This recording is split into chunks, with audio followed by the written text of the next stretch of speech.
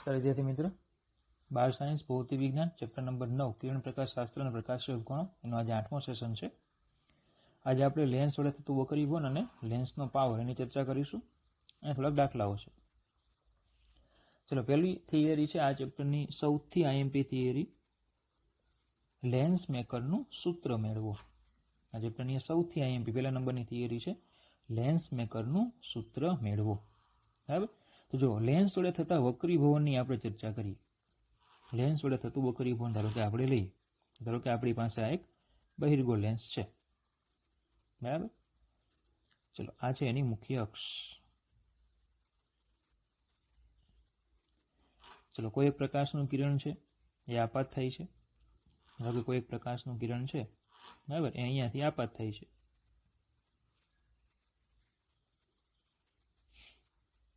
ધારો કે પ્રકાશનું કિરણ છે એ આ રીતે આપાત થાય છે. બરાબર.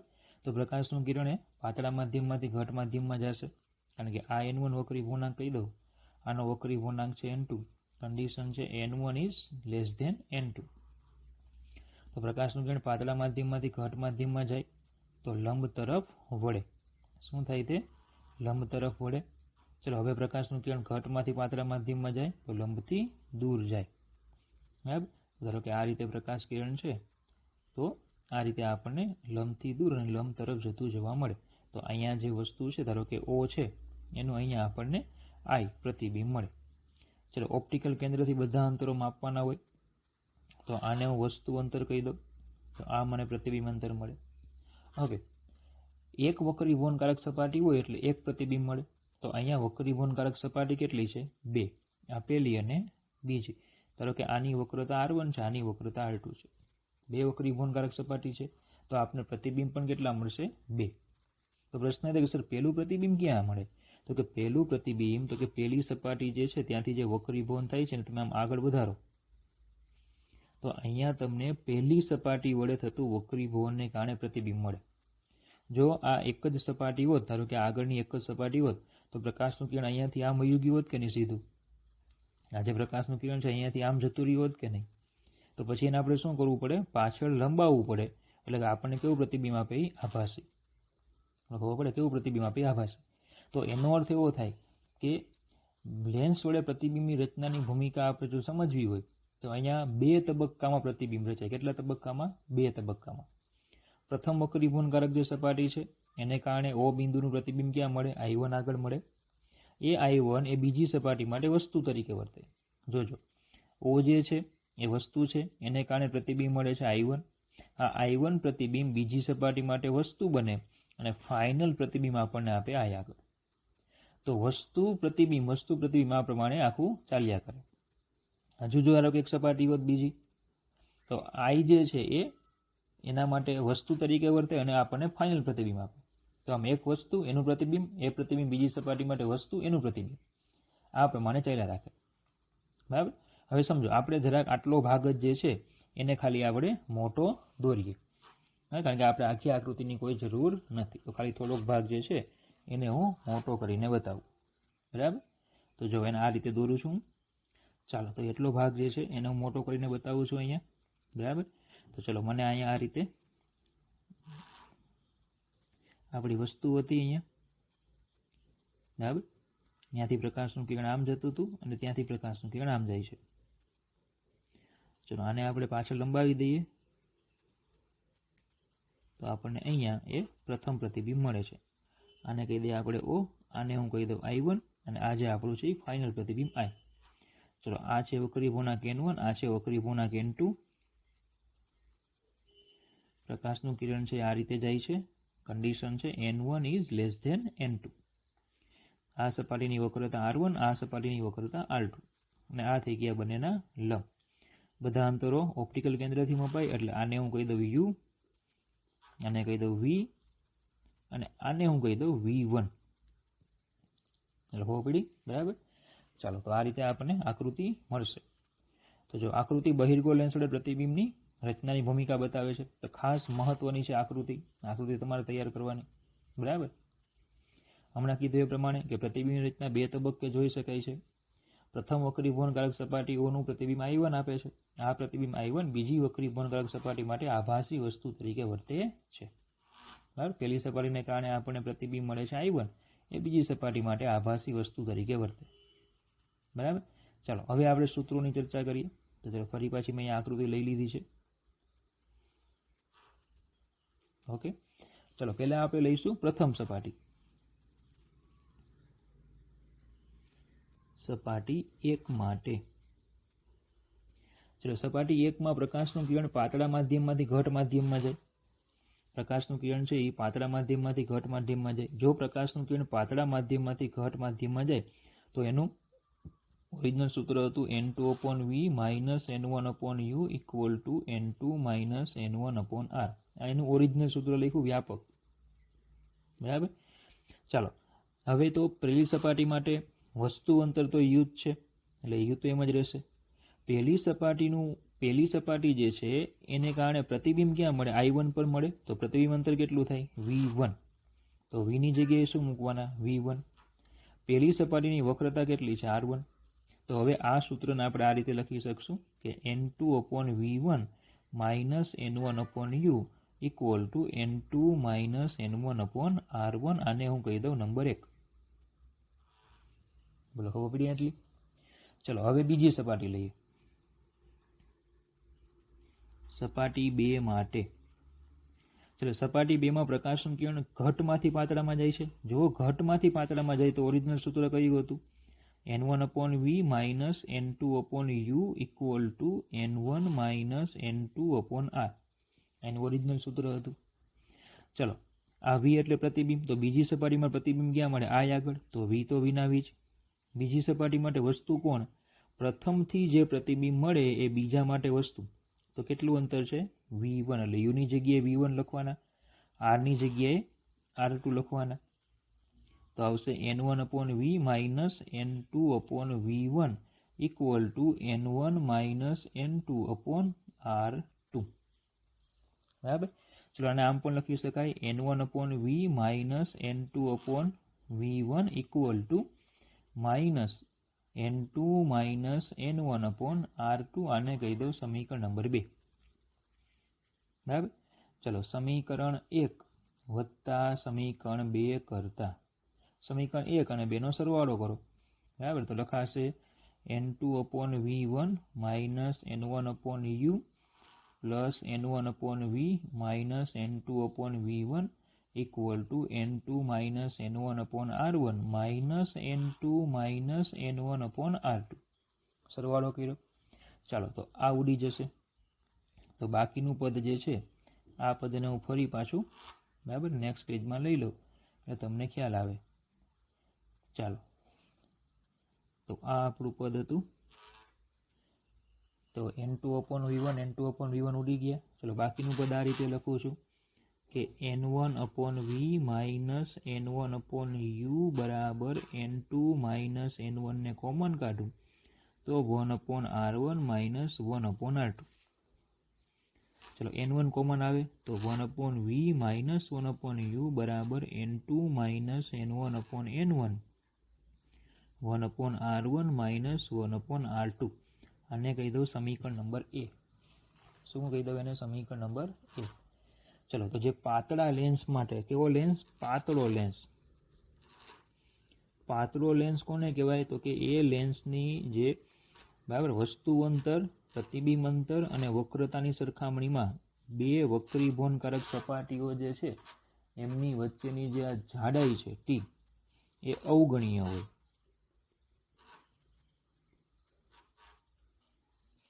તો એવા લેન્સને આપણે પાતળો લેન્સ કહીશું.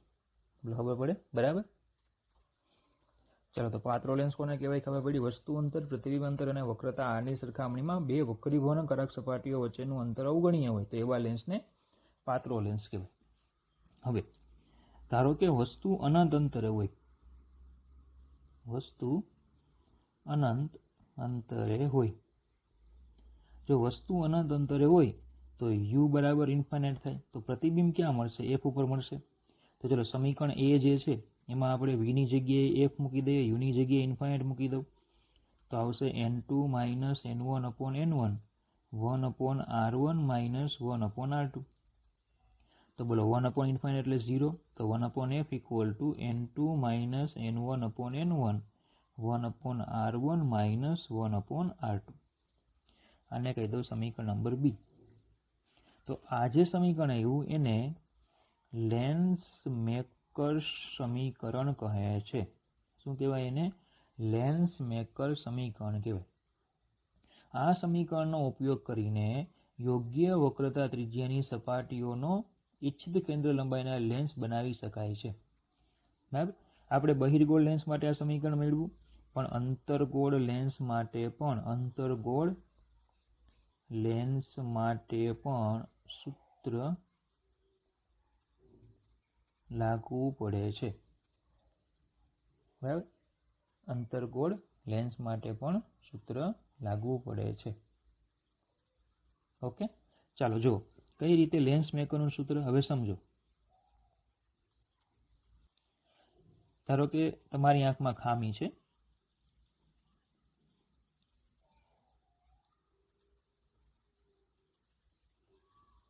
બરાબર. ધારો કે તમારી આંખ છે એમાં ખામી છે. તો ધારો કે તમારી આંખમાં ખામી છે એટલે કે તમને બરાબર દેખાતું નથી, એટલે તમારે શું કરવું પડશે? ડૉક્ટર પાસે જવું પડશે. કયા ડૉક્ટર? કે જે આંખ ચેક કરતા હોય. બરાબર. એ ડૉક્ટર તમને પ્રિસ્ક્રિપ્શન લખી આપશે. શું લખી આપશે? પ્રિસ્ક્રિપ્શન લખી આપશે. બરાબર. કે એ પ્રિસ્ક્રિપ્શન લખી આપે એટલે કે તમને શું કહેશે કે ભાઈ કેન્દ્ર લંબાઈ કહે છે કે ભાઈ કેટલી કેન્દ્ર લંબાઈનો તમારે લેન્સ પહેરવો પડશે. એટલે એફ તમને કહેશે. ચલો n1 બરાબર તો 1 થઈ ગયું એટલે એફ મળી ગયું. આમાં એફ થઈ ગયું તમને ડૉક્ટર આપે.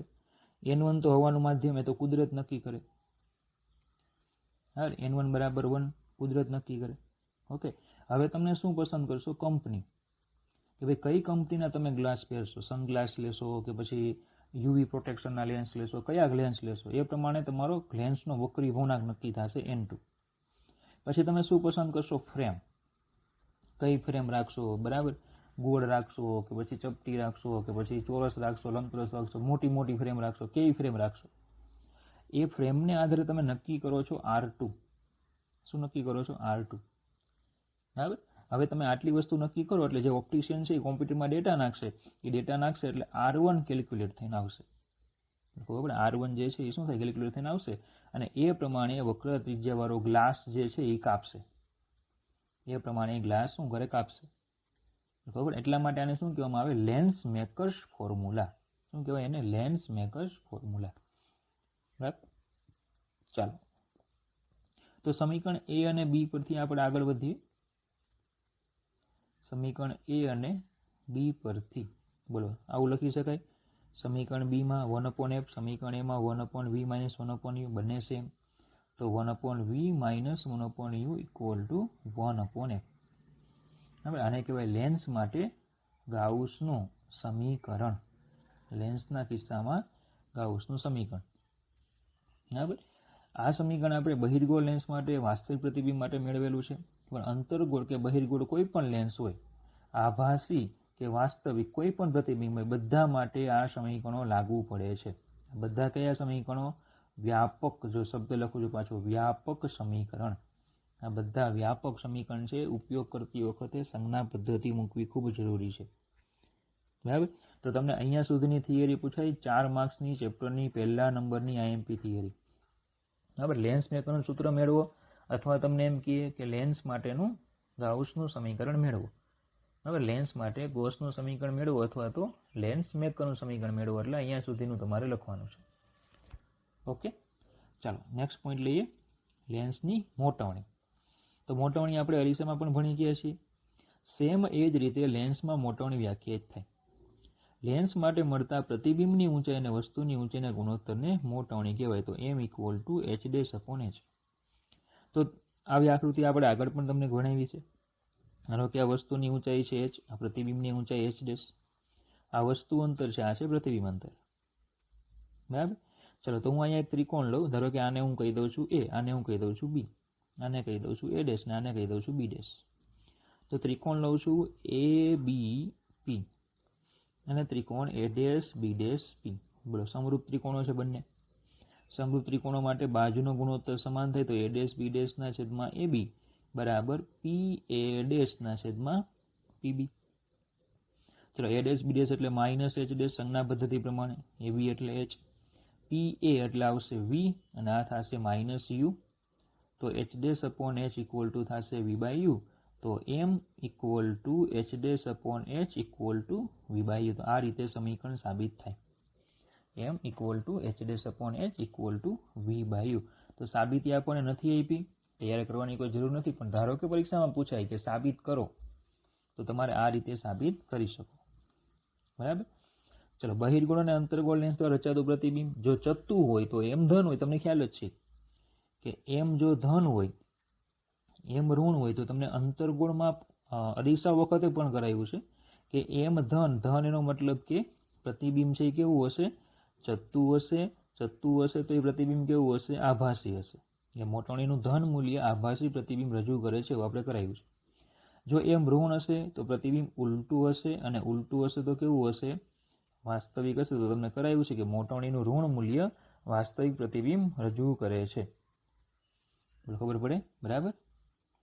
ચલો, ખબર પડી? ઓકે. તો મોટવણી ઉપરથી પ્રતિબિંબ આભાસી છે કે વાસ્તવિક આપણને ખ્યાલ આવી જાય છે. બીજું, મોટવણીનું ગ્રેટર ધેન લેસ ધેન મૂલ્ય છે એ પ્રતિબિંબ મોટું કે નાનું એ પણ આપણને બતાવે છે, એ પણ તમને ખબર છે. ચલો, હવે યાદ રાખવાના પોઈન્ટ એ છે કે બહિર્ગોળ લેન્સની કેન્દ્ર લંબાઈ હંમેશા ધન અને અંતર્ગોળ લેન્સની કેન્દ્ર લંબાઈ હંમેશા ઋણ હોય છે. જોજો, ધારો કે મારી પાસે બહિર્ગોળ લેન્સ એક છે, બરાબર. તો આપણે ધારો કે અહીંયા વસ્તુ મૂકેલી છે, તો પ્રકાશનું કિરણ આ રીતે આપાત થાય, તો એ બોલો અહીંયા મુખ્ય કેન્દ્ર Fમાંથી પસાર થાય, તો આપણે આ દિશાને ધન રાખીએ છીએ અને એની વિરુદ્ધમાં છે એને ઋણ રાખીએ છીએ. તો બોલો, અહીંયાથી કિરણ પસાર થયું તો F આ ગણાય. તો તમે આ દિશામાં માપો એટલે કેવા માપો? તમે ધન.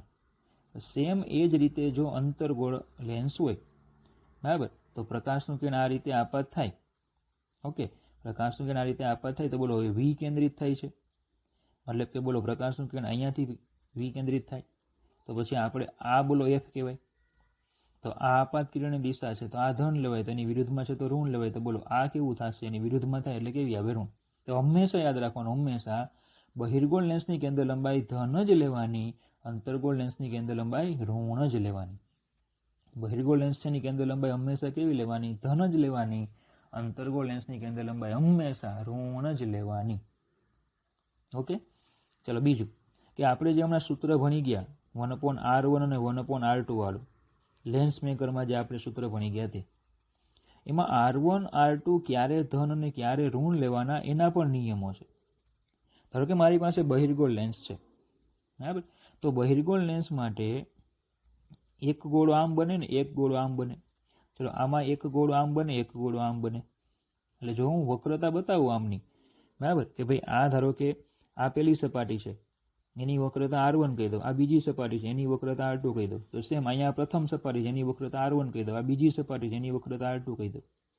તો પહેલી સપાટી છે એના માટેનો ગોળો બોલો આ બાજુ આવ્યો, બરાબર. આ પહેલી સપાટી માટેનો ગોળો છે, અને બીજી સપાટી માટેનો ગોળો બોલો આ છે. સેમ અહીંયા જો આ પહેલી સપાટી માટેનો ગોળો છે અને આ બીજી સપાટી માટેનો ગોળો છે. બોલો, ખબર પડે? બરાબર. તો પહેલી સપાટી માટેનો ગોળો, એમાં ધારો કે હું આમાં આને ધન લઉં, પહેલી સપાટી માટે જો હું R1 ધન લઉં, તો બોલો આ કેવા થાય? ઋણ થાય. કારણ કે સીધી વાત છે કે વસ્તુ તો અહીંયા જ મૂકી હોય, તો આ દિશામાં જે માપશો એ ધન આવશે, આ દિશામાં માપો એ ઋણ આવે. તો પહેલી સપાટી માટે બોલો તમે આમ માપશો કે નહીં? આમ માપશો એટલે એ ધન આવશે ને, બીજી સપાટી માટે આમ માપશો તો એ કેવું આવશે? ઋણ. તો યાદ રાખવાનું, બહિર્ગોળ લેન્સ આવે એટલે R1 ધન અને R2 ઋણ. તો અંતર્ગોળમાં ચેક કરો, આ ધન આવશે, એની વિરુદ્ધમાં માપો તો ઋણ આવે. તો આ દિશામાં માપો એટલે જો બીજામાં કેવું આવ્યું? ધન. R2 ધન અને R1 કેવા આવ્યા? ઋણ, કારણ કે એના માટે તમે આમ માપો છો. તો જો અંતર્ગોળ હોય તો આ ઋણ અને આ ધન, આ વસ્તુ હંમેશા યાદ રાખવાની.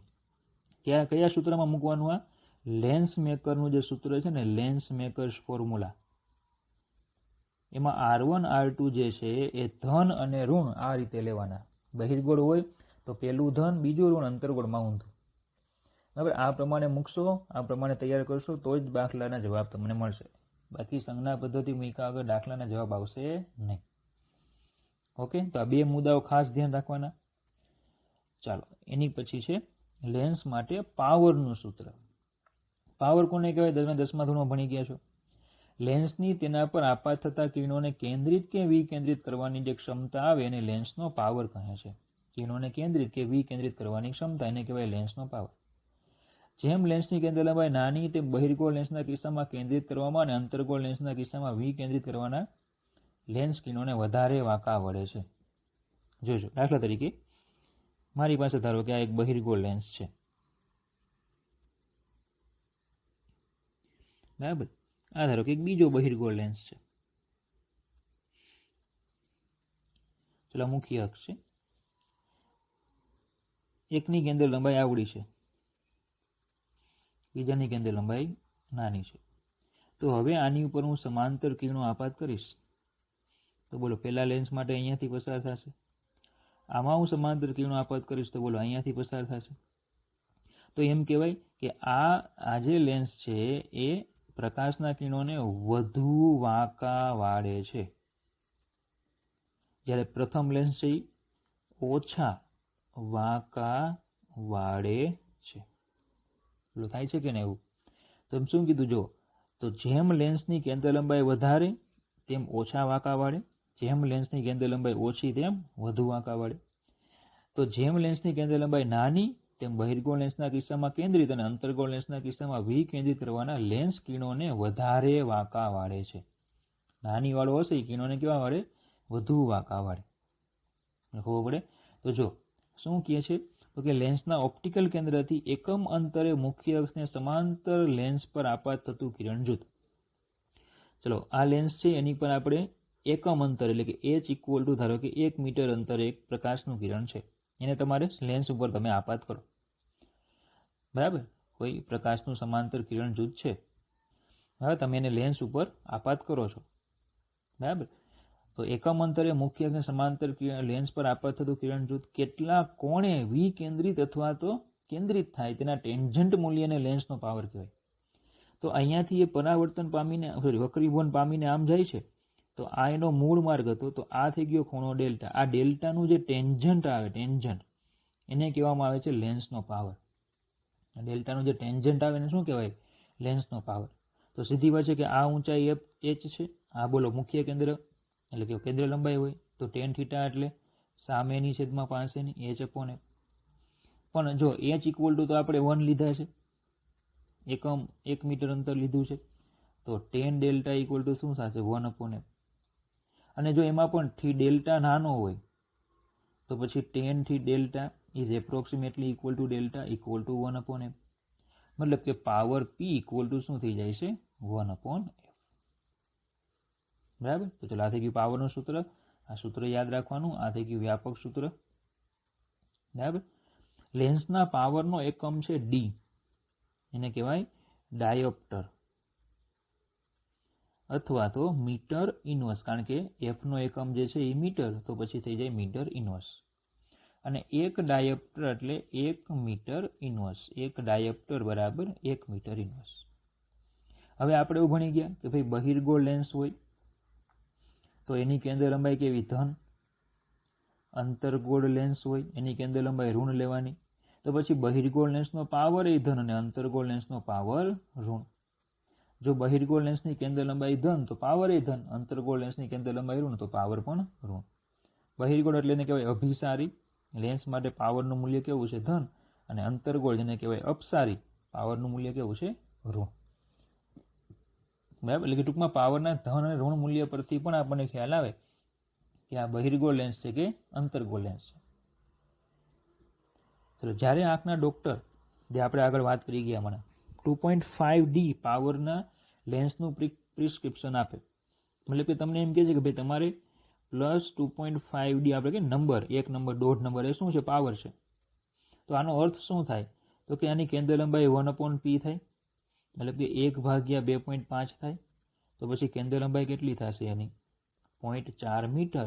એટલે કેન્દ્ર લંબાઈ થઈ જશે 40 સેન્ટીમીટર.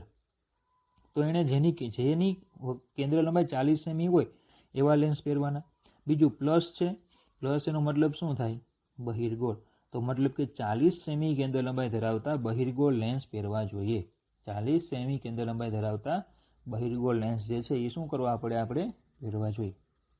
સેમ ધારો કે પાવર કીધો -4D, પી જે છે એ -4d છે, તો એફ ઇક્વલ ટુ 1/p, તો એફ ઇક્વલ ટુ 1/4 માઇનસ, તો એફ ઇક્વલ ટુ થઈ જશે -25 સેન્ટીમીટર. ફાઇનલ જવાબ લખો -25 સેન્ટીમીટર. તો એનો મતલબ એનો મતલબ કઈ અંતર્ગોળ. તો ટૂંકમાં 25 સેન્ટીમીટર કેન્દ્ર લંબાઈ ધરાવતા આપણે અંતર્ગોળ લેન્સ જે છે એ પહેરવા જોઈએ એવું આપણે દર્શાવે છે. ખબર પડી? તો લેન્સનો પાવર 2 માર્ક્સમાં પૂછાયેલો પ્રશ્ન છે, મોટવણી 2 માર્ક્સમાં પૂછાયેલો પ્રશ્ન છે, અને લેન્સ મેકર સૂત્ર એ 4 માર્ક્સમાં પૂછાય એવી મોટી થિયરી છે. બરાબર. ચલો દાખલા તરફ જઈએ. ચલો આ પણ ચેપ્ટરનો પહેલા નંબરનો આઈએમપી દાખલો જે 4 માર્ક્સમાં પૂછી શકાય. બરાબર. 3 ભાગ દાખલામાં આપ્યા છે. જોજો. પહેલો ભાગ લઈએ. કાચના લેન્સ માટે f બરાબર 0.5 મીટર છે, તો f ઇક્વલ ટુ આપ્યા છે 0.5 મીટર. તો તેનો પાવર કેટલો હશે? પાવર મેળવવાનો કીધો છે. તો બહુ સહેલું, આ તો પહેલું તો બહુ સહેલું થઈ ગયું. p equal to 1/f, p equal to 1/0.5, તો p ઇક્વલ ટુ તમને મળી જશે +2d. પહેલું બહુ સહેલું. ચાલો બીજું લઈએ. દ્વિબહિર્ગોળ લેન્સની બંને બાજુની વક્રતા ત્રિજ્યા 10 અને 15 છે. ચલો પહેલા તો તમને બહિર્ગોળ લેન્સ આપ્યો છે. પેલું જે આપ્યું એ R1 કહેવાય. તો R1 કેટલા આપ્યા આપણને? 10. બીજું આપ્યું છે ને R2 કહેવાય. તો R2 કેટલા આપ્યા તમને? 15. ચલો યાદ કરો, હમણાં બહિર્ગોળ લેન્સ માટે શું કીધું કે ભાઈ બહિર્ગોળ લેન્સ હોય તો આ બાજુ R1 હોય, આ બાજુ R2 હોય, આને ધન લેવાના, આને ઋણ લેવાના. તો આ ધન થશે ને આ ઋણ. તેની કેન્દ્ર લંબાઈ 12 સેમી આપી છે, f ઇક્વલ ટુ 12 સેમી. તો લેન્સના દ્રવ્યનો વક્રી ભૂણાંક કેટલો? એટલે n2 આપણે મેળવવાનો. n1 ન આપ્યો હોય તો માધ્યમનો વક્રી ભૂણાંક 1 લઈ લેવાનો. ચલો લેન્સ મેકરનું સૂત્ર મૂકી દો. 1/f equal to n2 minus n1/n1 1/r1 minus 1/r2. તો 1/f ઇક્વલ ટુ, ચલો n2 મેળવવાનો છે, n1 બરાબર 1/1 1/10 માઇનસ માઇનસ પ્લસ 1/15. તો 1/f અથવા તો f પણ આપણે આપ્યા છે ને, f ની કિંમત પણ મૂકી દઈએ 12. તો 1/12 ઇક્વલ ટુ n2 માઇનસ 1, અહીંયા થાય 15 વત્તા 10 છેદમાં 10 ગુણ્યા 15. તો n2 માઇનસ 1 બરાબર 10 ગુણ્યા 15 ના છેદમાં 12 ગુણ્યા 25. તો n2 થઈ જશે 1.5. પેલું 0.5 આવશે. બરાબર. અને ગુણાક +1 કરશો એટલે થઈ જશે 1.5. હવે ત્રીજો વિભાગ બહુ મહત્વનો. જો એક બહિર્ગોળ લેન્સની હવામાં કેન્દ્ર લંબાઈ 20 સેમી છે. ચલો બહિર્ગોળ લેન્સની તમને હવામાં કેન્દ્ર લંબાઈ આપી છે. ત્રીજો પાર્ટ લઈએ. એને હું FA કહી દઉં 20 સેન્ટીમીટર. તો પાણીમાં તેની કેન્દ્ર લંબાઈ કેટલી હશે? પાણીમાં કેન્દ્ર લંબાઈ ગોતવાની. FW છે આપણે મેળવવાના. હવા પાણીનો વક્રી ભૂણાંક 1.33, મતલબ કે NW જે છે એ હું 1.33 લઈ લઉં. હવા કાચનો વક્રી ભૂણાંક એટલે કે NG હું 1.5 લઈ લઉં અને Na ઇક્વલ ટુ 1 લઈ લઉં. તો આપણે શું કરવાનું છે? FW મેળવવાના છે. આપણે શું મેળવવાનું છે? FW. તો સમજો પહેલા એક કામ કરીએ. લેન્સ હવામાં હોય ત્યારે વાત કરીએ. લેન્સ હવામાં હોય ત્યારે ચલો લેન્સ મેકરનું સૂત્ર મુકાશે 1/fa equal to Ng minus Na upon Na 1/r1 minus 1/r2. Number 1 માધ્યમ તરીકે હવા, તો n1 ની જગ્યાએ શું મૂકવાનું? Na. અને હવાના માધ્યમમાં છે તો કેન્દ્ર લંબાઈ f છે એ કઈ મળે? હવામાં મળે, હવાના માધ્યમની સાપેક્ષે મળે. હવે જો લેન્સ પાણીમાં હોય, લેન્સ પાણીમાં હોય ત્યારે તો જ્યાં a હતો ત્યાં w કરી નાખવાના. તો 1/fw બરાબર Ng minus Nw upon Nw 1/r1 minus 1/r2. કારણ કે લેન્સ કઈ નાનો કે મોટો થવાનો નથી, એટલે R1 R2 સેમ જ રહેશે. ચલો તો આ સમીકરણ 2 અને 1 નો ગુણોત્તર લઈ લઈએ, અથવા સમીકરણ 1/2 લેતા. ચલો 1/2 કરી નાખો તો 1/r1 માઇનસ 1/r2 તો ઉડી જશે. તો આ થશે 1/fa 1/r1 F W NG minus એને ના છેદમાં એને છેદમાં એનજી માઇનસ એન ડબલ્યુ ના છેદમાં એન ડબલ્યુ. ચલો તો આ થઈ જશે F W upon F A equal to N W upon એને એનજી માઇનસ એને ના છેદમાં એનજી માઇનસ એન ડબલ્યુ. ચલો આ સૂત્ર પણ તમારે યાદ રાખવાનું છે, કારણ કે આનો એમસીક્યુ ઘણી વખત પૂછાય છે. લેન્સ પહેલા કોઈ એક માધ્યમમાં હોય, પછી કોઈ બીજા માધ્યમમાં જાય અને એમ કહે કે ભાઈ આ માધ્યમમાં કેન્દ્ર લંબાઈ આટલી તો બીજા માધ્યમમાં કેટલી, તો તમે સીધું આ સૂત્ર મૂકી શકો. બરાબર. ચાલો તો એફ ડબલ્યુ ઇક્વલ ટુ, ચલો કિંમત મૂકી દઈએ. એન ડબલ્યુ છે 1.33, એનજી છે 1.5, NA1 છેદમાં NA1, એનજી છે 1.5, NW 1.33 અને ગુણ્યા છે FA એટલે 20. તો અહીંયા સીધો તમને જવાબ મળશે 78.23 સેન્ટીમીટર. બરાબર. તો આ થઈ ગયો 4 માર્ક્સનો દાખલો. ઓકે, ચલો ક્લિયર થઈ ગયું આટલું. હવે યાદ રાખવાના મુદ્દા જોજો, બરાબર ધ્યાન આપજો. હું ધારો કે અહીંયા છે ને 3, આમ તો બેઝિકલી આપણે 4 બોક્સ બનાવીએ, જરૂર પડશે તો હજુ પણ એક વધારે બોક્સ બનાવશું. ચાલો એ બધામાં હું ધારો કે લેન્સ લઈ લઉં છું. હવે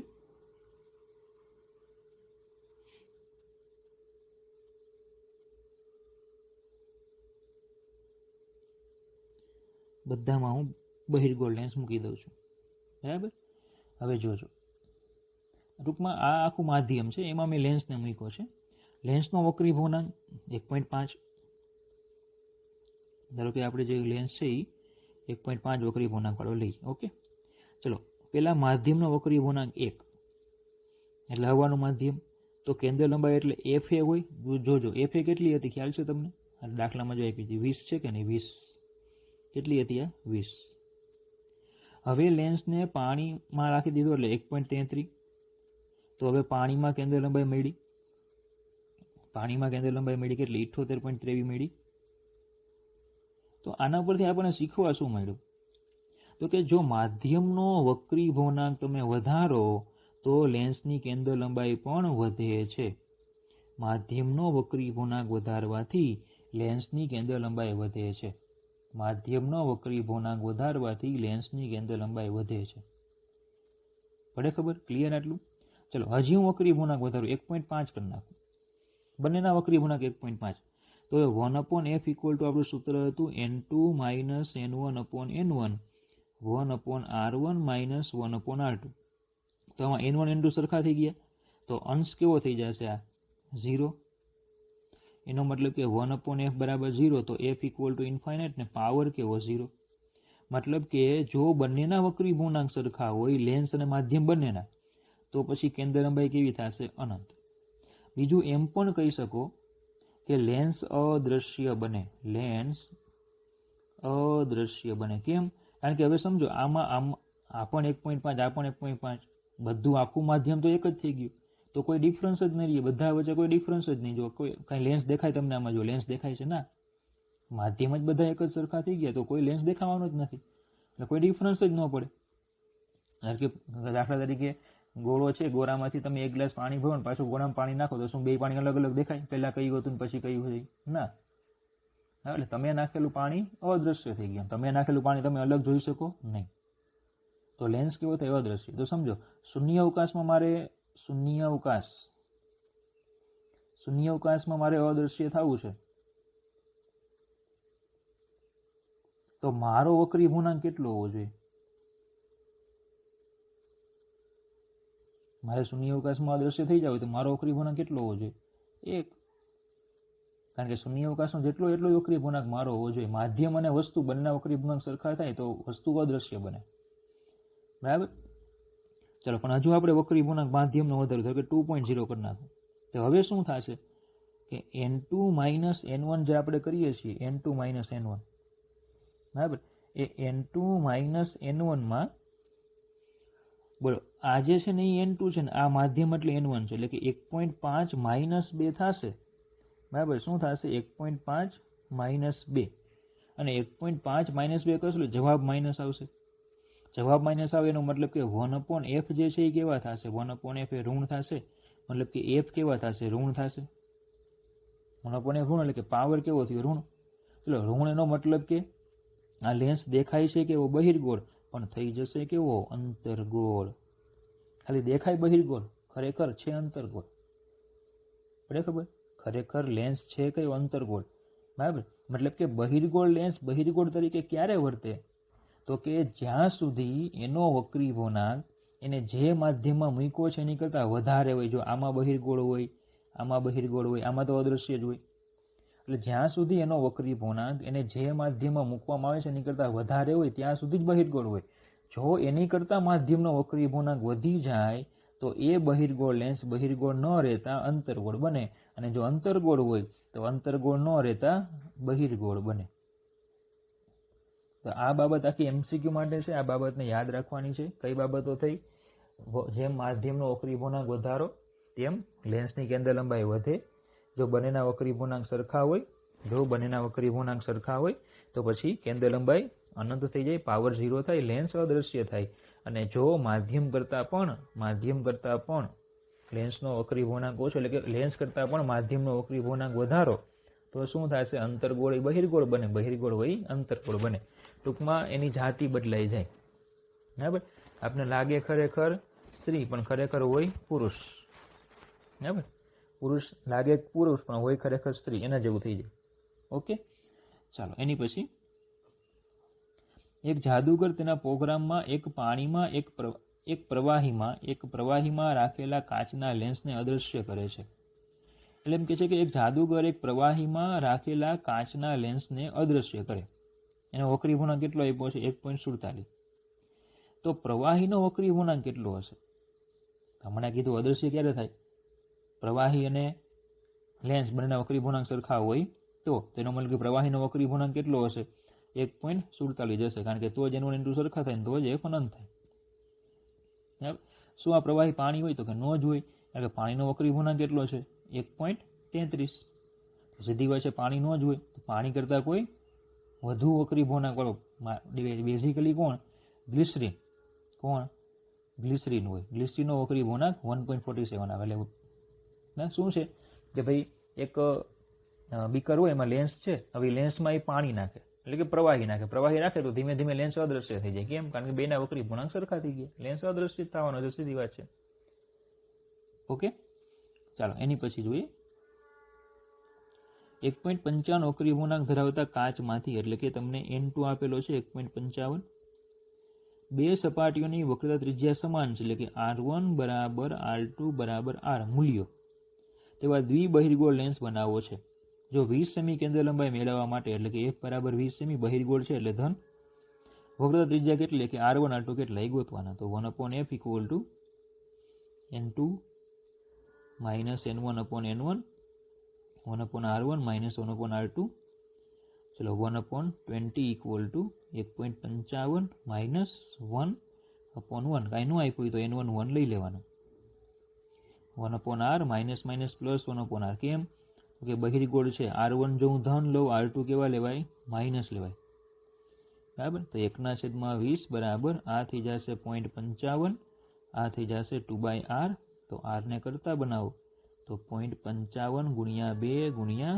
20 તો R જે છે એ તમને મળશે 22 સેન્ટીમીટર મતલબ કે R1 બરાબર R2 બરાબર R કેટલા હોય 22 તો R1 ધન હોય ને R2 ઋણ હોય ઓકે ચલો એની પછી 21 સેમી કેન્દ્ર લંબાઈ વાળા અંતર્ગોળ લેન્સને ચલો f આપ્યા છે અંતર્ગોળ છે -21 સેમી લેવાના 14 સેમીના અંતર એટલે કે u વસ્તુ અંતર તો હંમેશા ઋણ જ હોય 3 સેમીની ઊંચાઈ એટલે કે h 3 સેમી છે લેન્સ વડે મળતા પ્રતિબિંબનું વર્ણન કરો મતલબ કે તમે પ્રતિબિંબ અંતર ગોતો એની ઊંચાઈ ગોતો એનો પ્રકાર જણાવો જો વસ્તુને લેન્સથી દૂર લઈ જવામાં આવે તો શું થાય એ પણ કહેવાનું ઓકે પહેલાં તો v ગોતવાના છે તો લેન્સનું સૂત્ર 1/v minus 1/u બરાબર 1/f તો 1/v = 1/f plus 1/u તો v = uf ના છેદમાં યુ પ્લસ એફ, તો વી ઇક્વલ ટુ યુ બરાબર -14, એફ બરાબર -21/-14 -21,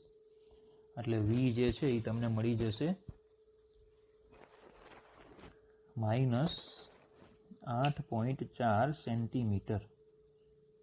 ચલો વી ઋણ આવ્યા. ઋણ શું સૂચવે છે કે પ્રતિબિંબ લેન્સની વસ્તુ તરફ આભાસી અને ચત્તુ છે. ઋણ એટલે શું? આભાસી અને ચત્તુ. કારણ કે ઋણ અંતર્ગોળમાં ઋણ ક્યારે આવે? તો કે વસ્તુ જ્યાં મૂકી હોય પ્રતિબિંબ એ જ બાજુ મળશે આપણને. બરાબર. બીજું મોટવણી m equal to h dash upon h equal to v by u. એમાંથી h ડેશને કરતા બનાવો તો h v બાય યુ. તો h dash equal to h કેટલા આપ્યા છે આપણને 3, v બરાબર -8.4/u -14, માઇનસ માઇનસ પ્લસ, તો h ડેશ તમને મળી જશે 1.8 સેન્ટીમીટર. બરાબર. આભાસી h ડેશ છે એ ધન આવ્યા. ધન છે પ્રતિબિંબ કેવું મળે? આભાસી. ચત્તુ તો ઓલરેડી ત્યાં આપણે આગળ લખી જ નાખ્યું છે અહીંયા. જેમ જેમ વસ્તુને લેન્સથી દૂર લઈ જવામાં આવે, એટલે આ વસ્તુ તમને થિયરીમાં કરાવી છે. બરાબર. અંતર્ગોળ લેન્સ છે એમ કીધેલું, અનંતે હોય ત્યારે આપને ક્યાં મળતું પ્રતિબિંબ? આ પી લઈએ, ધારો કે આ એફ લઈએ તો એફ પર મળે. બાકી કિસ્સાઓમાં એફ અને પીની વચ્ચે મળે. તો વસ્તુ જેમ નજીક આવશે તેમ પ્રતિબિંબ લેન્સથી નજીક જ આવે. તો વસ્તુને દૂર લઈ જાવ તો પ્રતિબિંબ પણ કેવું જશે? લેન્સથી દૂર. તો આભાસી પ્રતિબિંબ લેન્સના મુખ્ય કેન્દ્ર તરફ ખસે છે, પણ મુખ્ય કેન્દ્રથી દૂર કદી મળતું નથી, પણ ક્રમશઃ ઘટતી સાઇઝનું થાય. બરાબર. ઘટતી સાઇઝનું મળે છે, તમને થિયરીમાં કરાવ્યું છે.